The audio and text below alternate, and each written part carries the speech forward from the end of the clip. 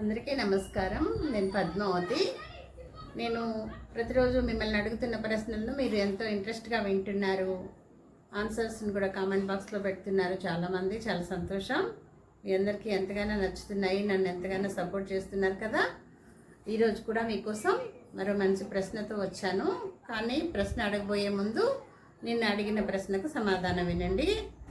ఒక వ్యక్తి వర్షంలో నిలబడి ఉన్నాడు. గొడుగు కానీ క్యాప్ కానీ ఏం పెట్టుకోలేదు. అయితే అతని బట్టలన్నీ తడిసిపోయాయి, కానీ అతని తల వెంట్రుకలలో ఒక్క వెంట్రుక కూడా తడవలేదు.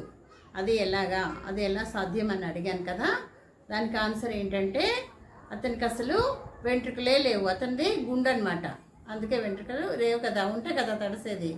అందువలన అతని వెంట్రుకలు తడవలేదు. అది ఫ్రెండ్స్ ఆన్సర్. మరి ఈరోజు మరో ప్రశ్న వినండి.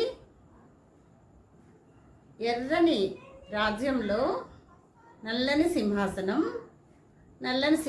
మీద తెల్లని రాజులు ఎక్కుతూ ఉన్నారు, దిగుతూ ఉన్నారు. ప్రశ్నను మరోసారి వినండి ఫ్రెండ్స్.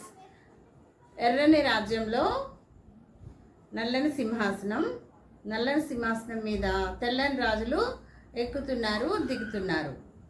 మరి అదేమిటో మీకు తెలిసినట్లయితే కామెంట్ బాక్స్లో రాయండి ఫ్రెండ్స్. మీకు ఒకవేళ ఆన్సర్ తెలియకపోతే రేపటి వరకు వెయిట్ చేయండి. మరి నా వీడియోస్ మీకు నచ్చుతున్నట్లయితే లైక్ చేయండి, షేర్ చేయండి, సబ్స్క్రైబ్ చేసుకుని నాకు సపోర్ట్ చేయండి ప్లీజ్.